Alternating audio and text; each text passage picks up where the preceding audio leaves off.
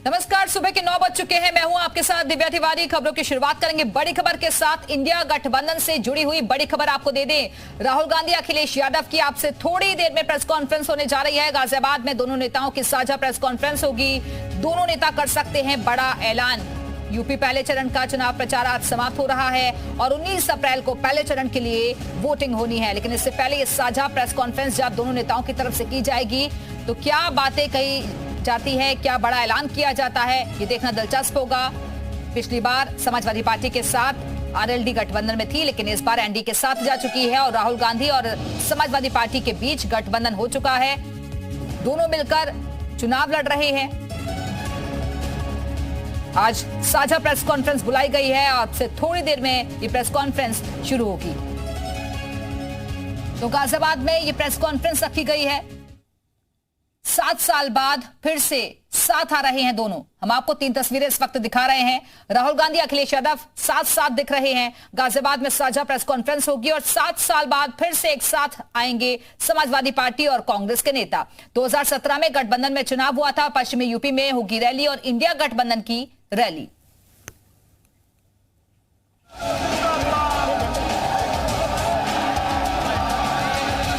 चौबीस का चुनाव, 2 लड़कों का दाव।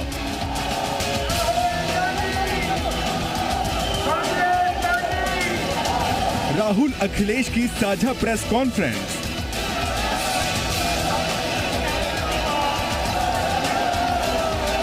सत्रह में हुए फेल, 24 में करेंगे खेल। दोस्ती दम दिखाएगी।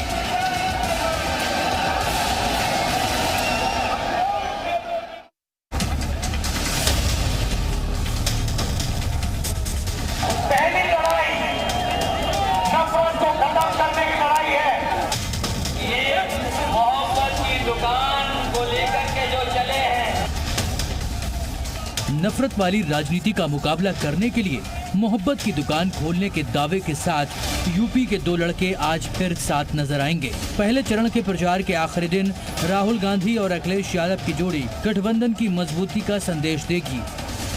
इससे पहले 2017 में दोनों साथ नजर आए थे और इसी साल 25 फरवरी को भारत जोड़ो न्याय यात्रा के दौरान भी राहुल अखिलेश की जोड़ी नजर आई थी। राहुल और अखिलेश आज गाजियाबाद में साझा प्रेस कॉन्फ्रेंस करेंगे, जिसके जरिए कई समीकरण साधने की कोशिश होगी। इंडिया गठबंधन में गाजियाबाद लोकसभा सीट कांग्रेस के कोटे में है, मगर कांग्रेस के लिए चुनौती ये है कि 2009 से इस सीट पर बीजेपी का कब्जा है। 2009 में राजनाथ सिंह गाजियाबाद से जीतकर सांसद बने। 2014 और 19 में वीके सिंह ने जीत दर्ज की।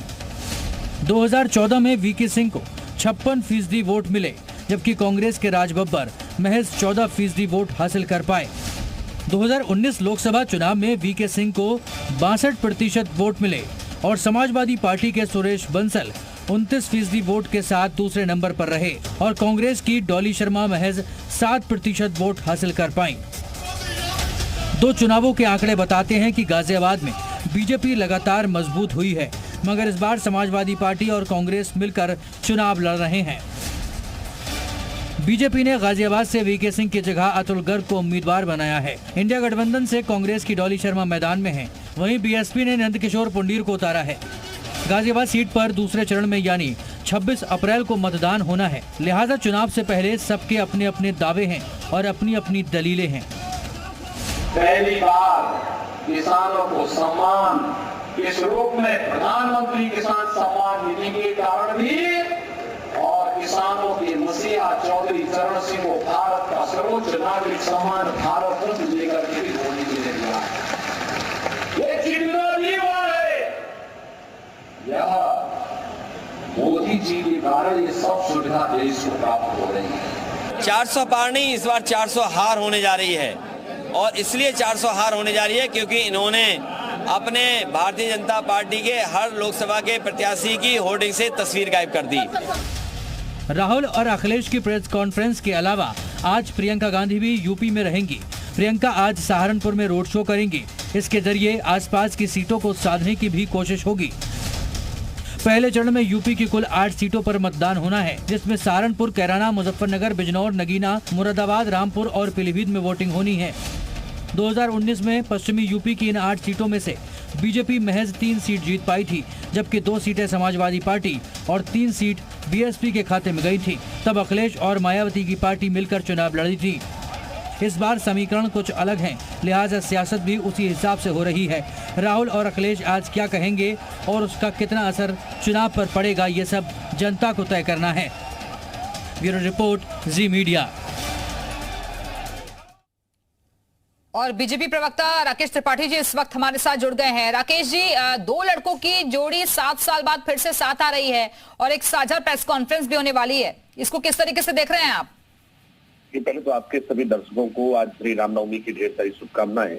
और सच बात यह है कि काठ की हांडी बार बार नहीं चढ़ती है। हमने 2017 के विधानसभा चुनाव में भी देखा है कि किस तरह से अखिलेश यादव और राहुल गांधी दोनों लोग न केवल प्रेस कॉन्फ्रेंस में बल्कि सड़कों पर रोड शो करते हुए भी साथ साथ साझा नजर आए थे। लेकिन उसके बाद क्या हुआ था, उसके बाद एक दूसरे के प्रति किस प्रकार के शब्दों का इस्तेमाल किया गया और हालिया संपन्न विधानसभा मध्य प्रदेश के चुनाव में किस तरह से चालू पार्टी, चिरकुट नेता, इस तरह के शब्दों का इस्तेमाल भी अखिलेश यादव ने कांग्रेस के लिए किया। और कांग्रेस ने भी किस तरह से लगातार अखिलेश पूछ करके अखिलेश जी को अपमानित करने का काम किया था। ये सारे अपमान सम्मान को भुला करके ये केवल मोदी जी को हटाने के लिए एकजुट होने का प्रयास कर रहे हैं, लेकिन जमीनी धरातल पर कहीं इनके कार्यकर्ता एकजुट नहीं है। आज जब प्रथम चरण का चुनाव प्रचार समाप्त हो रहा है, तब ये पहली साझा प्रेस कॉन्फ्रेंस करने जा रहे हैं। आप समझिए, इससे इस बात की गंभीरता का अंदाजा लग सकता है कि जब नेता को एक होने में आप पहला चरण का चुनाव समाप्त होने की पिछली देर तक नजदीक आ गई, तो नीचे कार्यकर्ताओं का, बूथ स्तर से कार्यकर्ताओं का सम्मेलन कैसे होगा? सच बात यह है कि कांग्रेस पार्टी आज बिल्कुल उत्तर प्रदेश में समाप्त प्राय हो गई है और समाजवादी पार्टी भी आज अपने अस्तित्व के लिए छटपटा रही है। दोनों मिलकर के प्रयास कर रहे हैं कि कैसे अपने आप को जीवंत बनाए रखा जाए, राजनीति में अपने आप की उपयोगिता साबित करने का प्रयास किया जाए, लेकिन काश की हांडी बार बार नहीं चढ़ेगी। ये दोनों ही लड़कों ठीक है राकेश जी, आप बने रहिएगा। अंशु जी भी हमारे साथ जुड़ गए हैं। अंशु अवस्थी जी, बहुत स्वागत है आपका भी। अंशु जी, अभी राकेश जी को सुना आपने, वो कह रहे हैं कि जमीनी तौर पर कार्यकर्ता आपस में एकजुट नहीं है, ये सिर्फ दिखावटी गठबंधन हो रहा है जो हो रहा है। कि इनको कैसे ये बात पता है, यानी कि इनके अंदर से हवा खुद की बीजेपी की ढीली है। और जो जनता के मुद्दों पर कांग्रेस का न्याय पत्र आया है, जिसमें 5 न्याय 25 गारंटी हैं, युवा न्याय, किसान न्याय, नारी न्याय, भागीदारी न्याय, तो आज बीजेपी उस पर जवाब नहीं दे पा रही है। युवाओं को लेकर हमने कहा है कि हम 30 लाख नौकरियां देंगे, बीजेपी सरकार में वो पद खाली पड़े रहे, प्रधानमंत्री जी हवाई भ्रमण करते रहे, तो जनता भी इस बार इनको हवाई करने जा रही है। और युवाओं से इनको इतनी नफरत क्यों है? आप ठीक है, राहुल गांधी को गाली देते हैं, आप दीजिए, अखिलेश यादव को देते दीजिए, लेकिन उत्तर प्रदेश के जो युवा, उनका 50 लाख युवाओं का क्या दोष था जिनका सिपाही भर्ती में पेपर लीक हुआ? एक भी पेपर आप सकुशल नहीं करा पाए, यानी आपकी मिली भगत थी। जो पेपर लीक करते थे उनके साथ पैसे का बंदरबाड़ था आपका, आपको युवाओं से कोई लेना देना नहीं। अब आप युवाओं का नाम लेकर अखिलेश यादव, राहुल गांधी को भी युवाओं को संबोधित करके गाली देते हैं।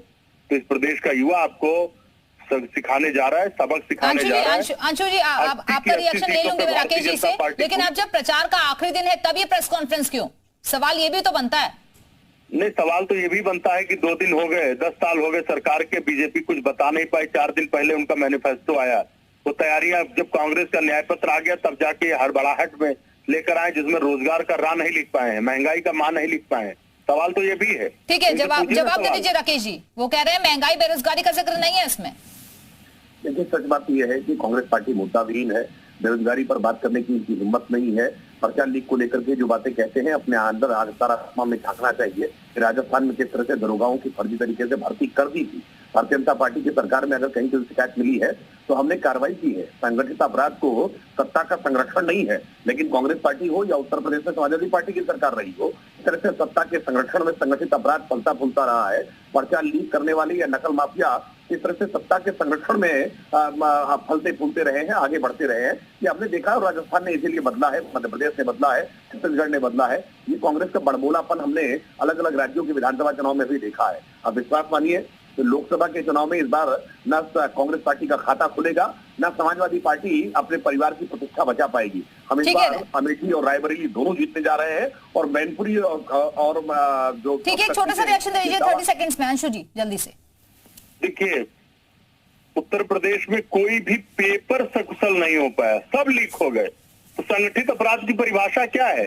और सच्चाई यह है कि बीजेपी को जनता हराने जा रही, किसान, युवा, न्यारी हराने जा रहे हैं इस देश के। इसीलिए आज हड़बड़ाहट में कुछ भी बोल रहे हैं, अमेठी रायबरेली जीतेंगे, 400 जीतेंगे। 400 छोड़िए, जो आरएसएस का सर्वे है वही होने वाला है, जिसमें बीजेपी 150 भी नहीं पा रही है। चलिए, बहुत बहुत शुक्रिया आप दोनों का हमारे से जुड़ने के लिए, अपनी राय रखने के लिए। तो दो लड़कों की यारी क्या कमाल कर पाएगी इस बार के चुनाव में। 7 साल बाद राहुल गांधी, अखिलेश यादव एक साथ फिर से चुनावी मैदान में है। गठबंधन के तहत चुनावी प्रचार भी किया जा रहा है और आज बाकायदा साझा प्रेस कॉन्फ्रेंस होगी। लेकिन देखना होगा कि क्या बड़ी बातें, क्या बड़ा ऐलान इस प्रेस कॉन्फ्रेंस के जरिए किया जाता है। और ग्राफिक्स के जरिए हम आपको बता रहे हैं गाजियाबाद लोकसभा सीट 2024 का चुनाव क्या रहा था। अतुल गर्ग को यहां से प्रत्याशी बनाया गया है। डॉली शर्मा कांग्रेस के उम्मीदवार हैं। इसके अलावा समाजवादी पार्टी की तरफ से भी नंद किशोर को यहां से टिकट दिया गया है, बीएसपी की तरफ से। तो गठबंधन के तहत ये सीट दी गई है डॉली शर्मा को, जो कि इससे पहले चुनाव हार भी चुकी हैं। लेकिन बीजेपी का यह दावा है कि इस बार कांग्रेस का खाता तक नहीं खुल पाएगा। गाजियाबाद सीट पर बीजेपी ने अपना प्रत्याशी बदल दिया है। वीके सिंह यहां से सांसद थे, जिनका टिकट काटकर अतुल गर्ग को चुनावी मैदान में उतारा गया है। तो अब से थोड़ी देर में साझा प्रेस कॉन्फ्रेंस की जाएगी। क्या बड़ी बातें, क्या बड़ा ऐलान किया जाता है, ये देखना होगा।